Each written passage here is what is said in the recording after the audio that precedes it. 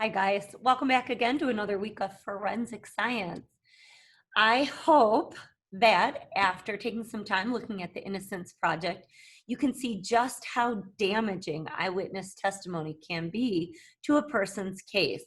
And it's because of this very damaging evidence that has been used for years in court. Thousands of people have ended up in jail unjustly because of this eyewitness testimony. So we are now going to move into other types of evidence that do not include eyewitness testimony. So I'm going to bring up just a PowerPoint that I have together on different types of evidence that we're going to be studying. Now, it's your choice if you want to open up the guided notes and follow along through this video lesson with your guided notes. You can fill them in that way, or I've attached a copy of the PowerPoint and you can go through it on your own after you've listened to me. So this is what we're looking at, forensic evidence. Two big questions here. What is the purpose of evidence, and why are investigators looking for evidence? I've posted these two questions on my class page as a discussion. All discussions and polls that are on your class page, they're nice, quick, easy classwork and participation credit. So make sure that you go back to the class page and take a crack at answering those after you've listened to this lesson. The purpose of evidence and why are investigators looking for this evidence? Two main types of evidence. The first one is called direct evidence. Direct evidence is also known as testimonial evidence. This testimonial evidence is a person's testimony. You've just spent 2 weeks looking at eyewitness testimony. Is it really reliable? Hopefully your answer is no. And because of that, we are not interested in collecting direct evidence. Obviously, an investigator wants to interview the victims. They want to get their entire story. Sometimes little pieces from that story will help them find other victims. It might help them kind of piece together what might have happened at the crime scene, but it cannot be used to convict a person. So the other type of evidence that we are going to be focusing on for the rest of this course is going to be indirect evidence. And indirect evidence is also known as physical evidence. This is what CSI investigators want. It may be circumstantial, and I'll tell you what that is in just a minute, but it helps to narrow down their search. Now, indirect evidence is going to have two types, two subcategories, and it's going to be individual, like DNA or fingerprints that pins it to a specific person, or it's going to be class evidence, and that's what circumstantial is. If you have enough circumstantial evidence, like the person had a red sweatshirt, they had long blonde hair, or they were wearing a Yankees baseball cap, that would be circumstantial evidence if they found a suspect that had a similar red sweatshirt, long blonde hair, the Yankees baseball cap. Enough of that kind of evidence used in court can convict somebody. However, the type of indirect evidence that all investigators want is that individual evidence, which is DNA from blood or some body fluid, or actual fingerprints. You can pin it to a specific person. But for the rest of this lesson, we are taking a look at indirect evidence. So the 5 types of indirect evidence. First one we're looking at is transient evidence. The word transient, just from an English standpoint, transient means passing through. So transient evidence is temporary. It can easily change or be destroyed, get lost. It's usually observed by the first officer on the scene. And examples of transient evidence would be an odor. So if an investigator or the first responding officer, they walk in on a crime scene, they might get hit with the smell of cigarette smoke or cigar smoke or a perfume, or the rather unpleasant smell of putrefaction, which is the decomposing the fluids that are produced from a decomposing body. Not such a great odor. Others, there's perfume. Urine has a very strong, pungent odor that often can be detected. Those odors, once the room gets opened up and there's more investigators in there collecting evidence, those odors can be lost, so they have to be recorded right away. Temperatures. If that first responding officer enters a room and they see a hot steaming cup of coffee there, what do they know? They know that the crime isn't very old. They know that it happened within, say, the last 30 minutes. So they would quickly get the temperature of that cup of coffee or the soup or the other examples that are there, like water in a bathtub. I realize a lot of athletes are all into the ice cold bathtub thing. Well, maybe if the crime was committed against an athlete, they would be taking the temperature of the water, trying to decide at what point, what time, or how long ago the body was put in there. Imprints, indentations, also transient. If somebody has a bite mark on their body and that victim is still living, that bite mark is going to eventually heal and disappear. So they would want to get pictures of it immediately. Footprints, you're going to watch a little video next week about footprints in the snow.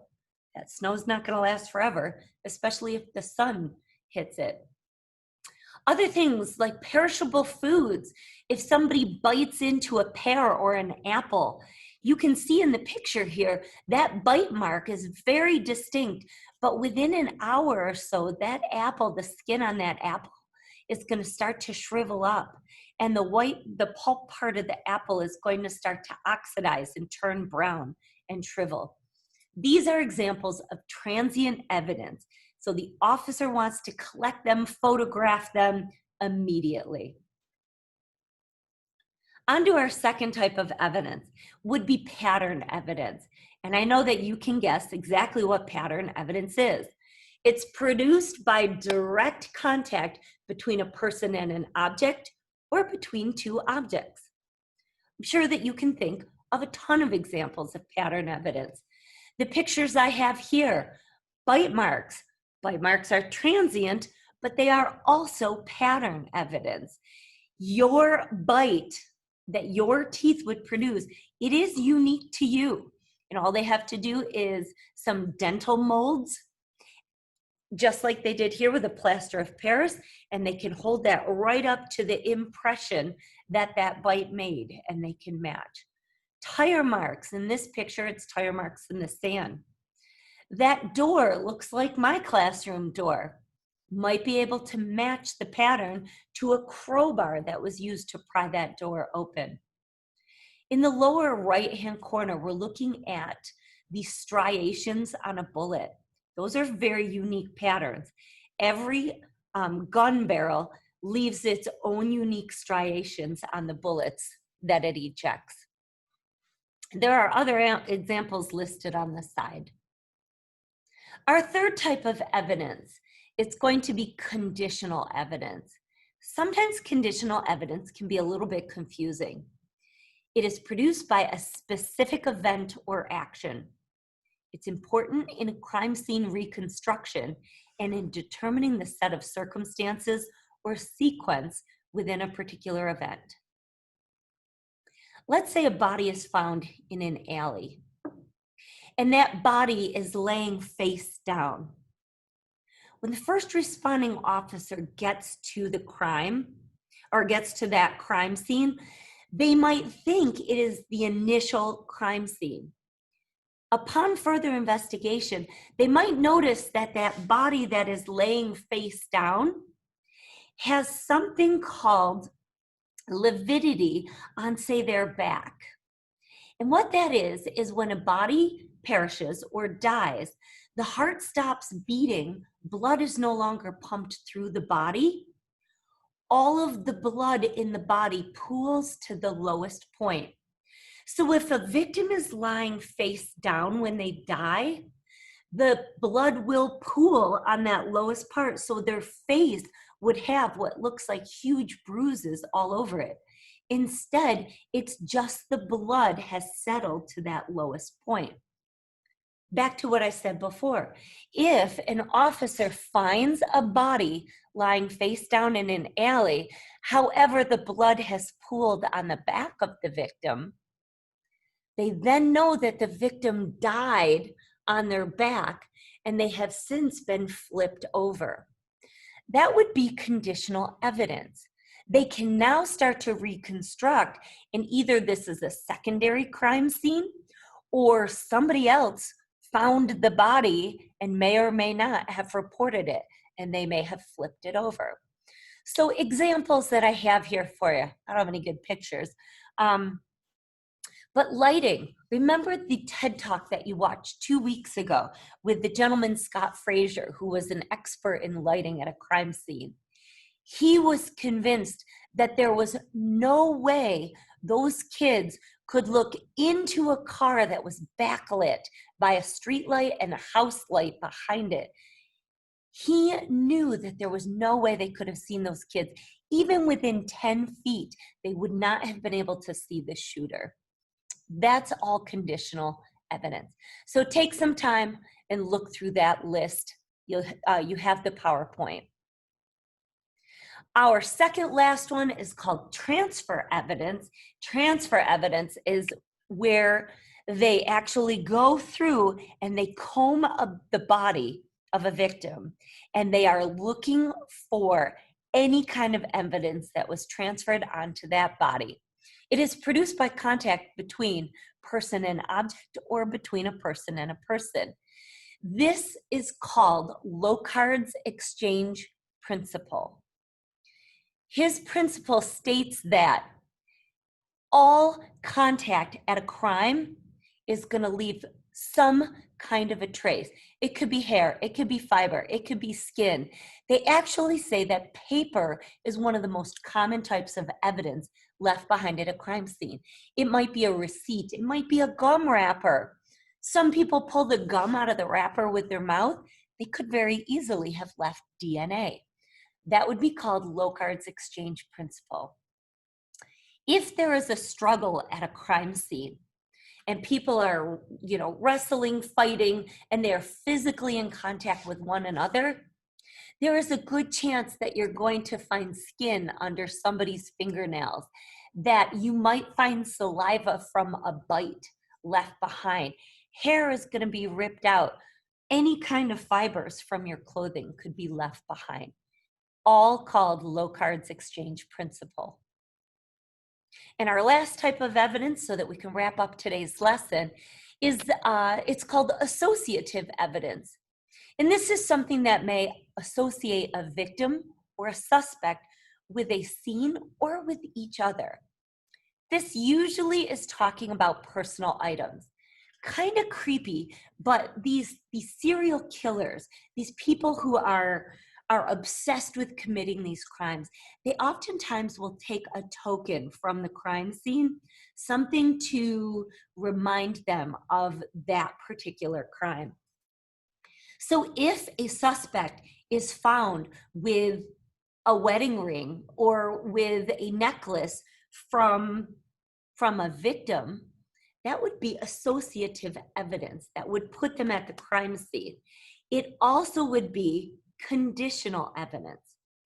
So as you work towards the lab, so the lab, you're going to be given a whole bunch of examples of types of evidence. You're trying to figure out if they are transient, pattern, conditional, transfer, or associative. Keep in mind, a lot of them can be more than one type.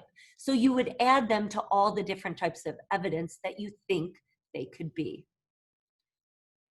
Few more things here. At the beginning of this video lesson, I had mentioned individual evidence and class evidence, both as a type of indirect evidence.